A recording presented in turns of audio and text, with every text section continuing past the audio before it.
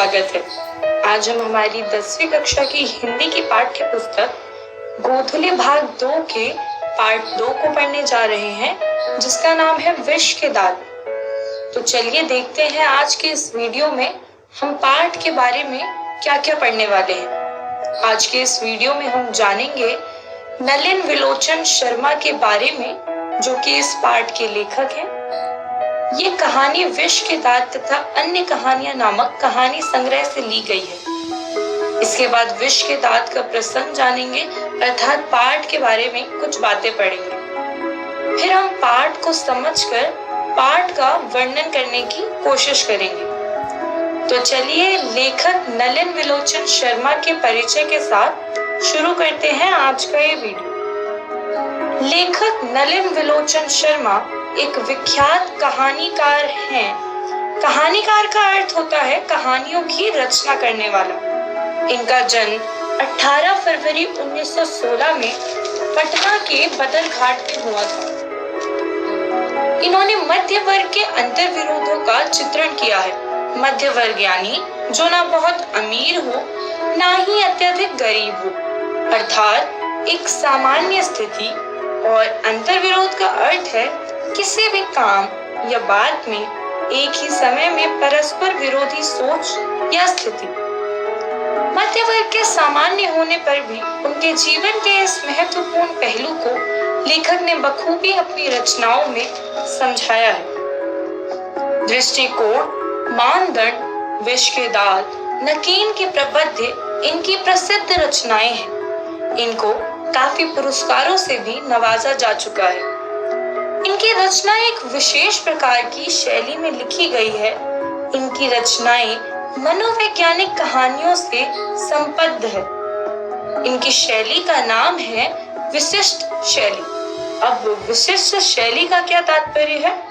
विशिष्ट का अर्थ होता है जो किसी विशेषता से युक्त हो। इसी प्रकार लेखक ने ये कहानी एक विशेष शैली से लिखी है, इसीलिए इसे विशिष्ट शैली कहते हैं। आइए छात्रों, अब इनके द्वारा रचित पाठ पढ़ते हैं विष के दांत। विष के दांत पाठ में लेखक ने विष के दांत रूपक का प्रयोग किया है। पाठ पढ़ते पढ़ते आपको इस वाक्यांश का मतलब अच्छे से समझ आ जाएगा। इस कहानी में लेखक ने वर्ग संघर्ष दिखाया है। इसका मतलब है कि किस प्रकार निम्न वर्ग को अपना जीवन यापन करने के लिए मुश्किलों का सामना करना पड़ता है। प्रायः उच्च वर्ग के लोग अपने से गरीब व्यक्ति को कमजोर समझकर उन्हें दबाते हैं। कहानी के मुख्य किरदारों द्वारा ये दर्शाया गया है।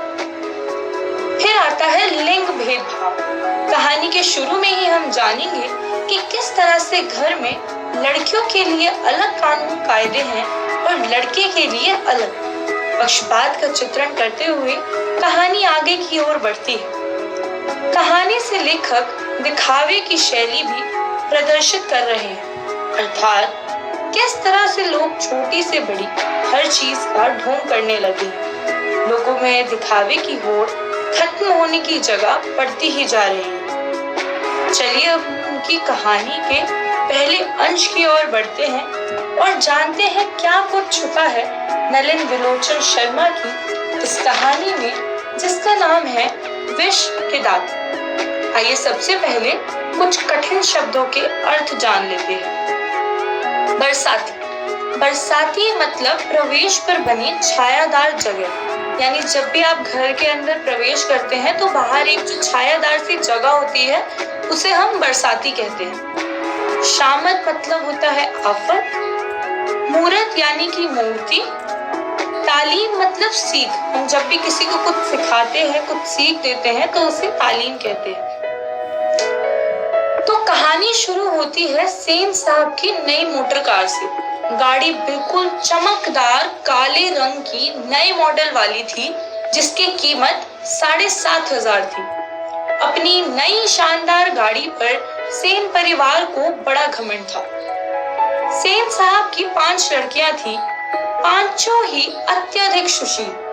लड़कियां बिल्कुल कठपुतलियों जैसी थी।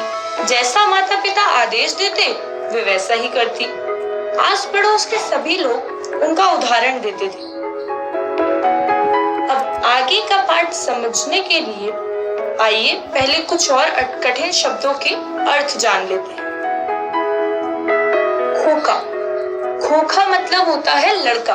खोखा एक बंगाली शब्द है। बंगाल में लड़के को खोखा कहते हैं। आविर्भाव यानी कि उत्पत्ति, जन्म, अपवाद यानी कि किसी के विरोध में कही गई कोई बात। आइए अब आगे लेखक क्या कह रहे हैं ये समझते हैं। 5 लड़कियों के बाद सेन साहब के घर लड़का होता है जिसकी उन्हें बिल्कुल भी उम्मीद नहीं थी। 5 लड़कियों में इकलौता लड़का होने के कारण उसे कुछ ज्यादा ही लाड प्यार से रखा जाता है। नतीजतन लड़का अपवाद होता है। अब नई गाड़ी को लड़कियों से तो कोई हानि हो नहीं सकती, पर हाँ छोटे लाड साहब से जरूर गाड़ी को कुछ खतरा था। चलिए जानते हैं आज के इस वीडियो में हमने क्या क्या पढ़ा।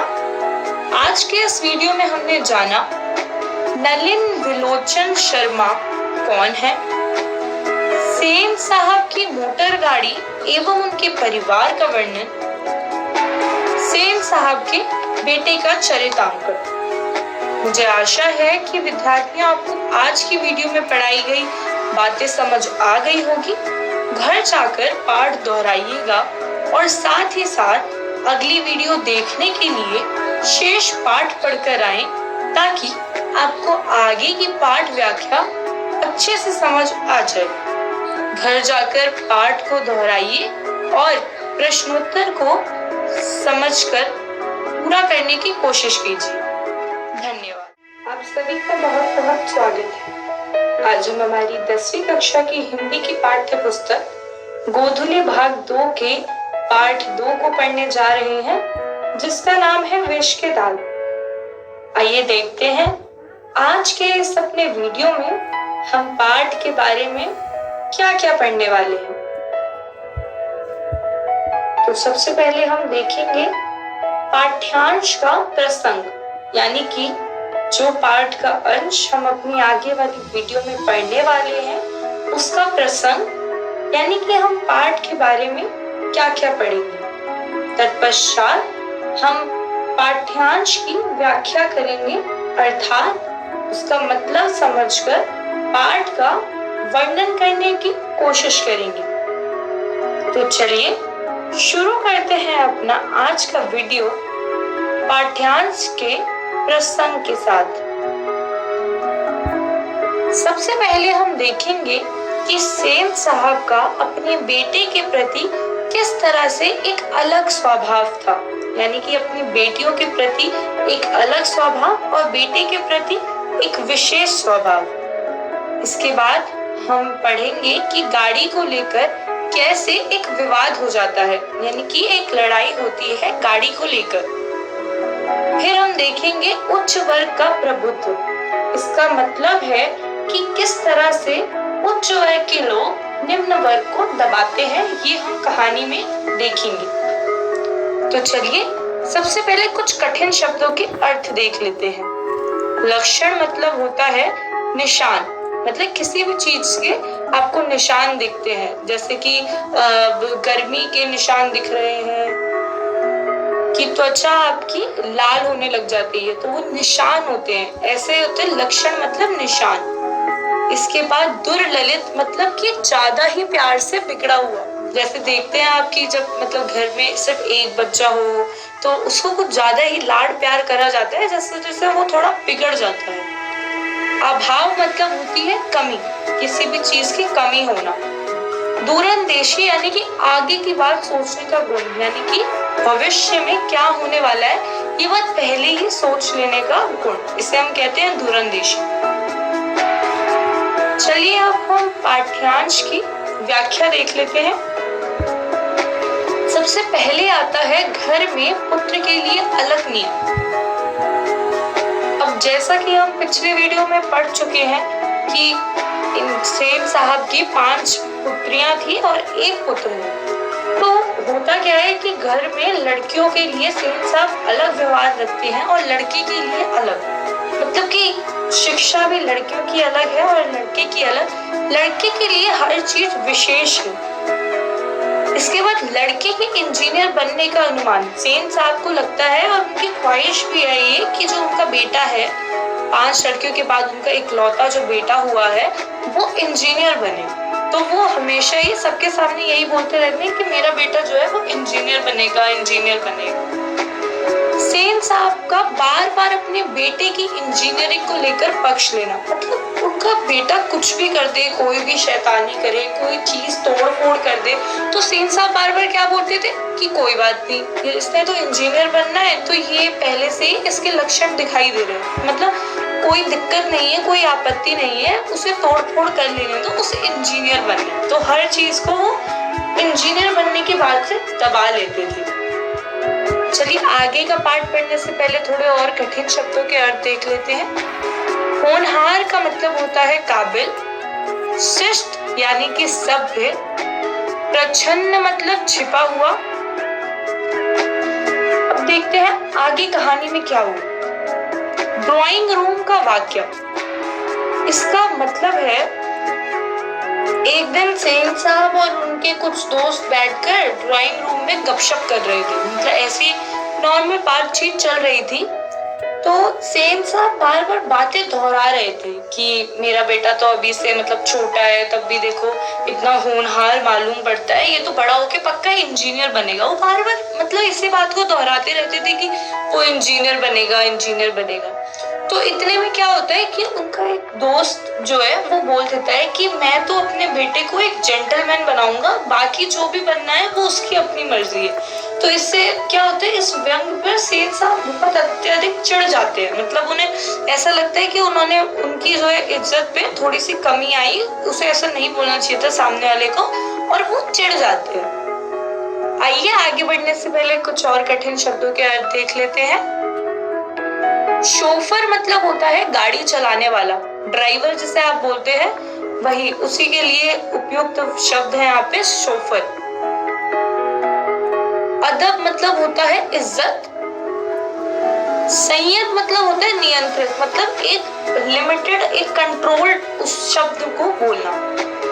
मामूली मतलब आम, मतलब कि जो हमारे जैसा हो, एकदम आम इंसान। तो आगे देखते हैं कहानी में क्या होता है।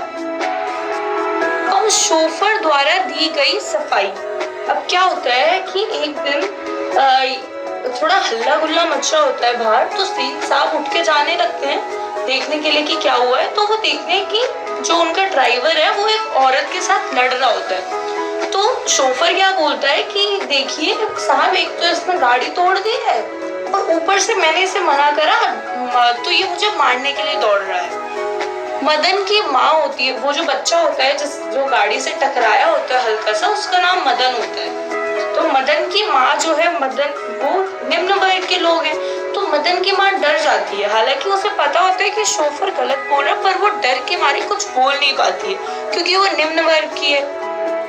अब सेन साहब जो है वो डांट दे कि मदन की माँ, मदन को ले जाओ और देखना कि वो ऐसी हरकत जो है वो दोबारा ना करे। अब हमें पता है कि मदन की कोई गलती नहीं थी, लेकिन मदन निम्न वर्ग का है और सेन साहब जो है वो ऊंचे घराने के हैं। तो सेन साहब की गाड़ी पर अगर हल्का सा भी उसे लग भी गया, तो सेन साहब ने अगर डांटा तो उनके लिए वो उसके खिलाफ आवाज नहीं उठा सकते क्योंकि वो निम्न वर्ग के हैं। इस तरह से हमें दिखता है कि किस तरह से उच्च वर्ग निम्न वर्ग पर दबाव डालता है। इस आज के वीडियो में हमने क्या सीखा, हम देखते हैं।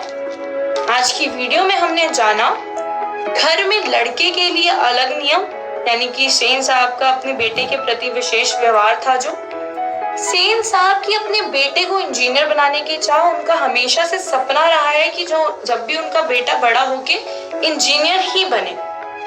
और मदन की माँ का सेन साहब द्वारा दब जाना, यानी कि निम्न वर्ग का दबाव, उच्च वर्ग द्वारा निम्न वर्ग पर दबाव।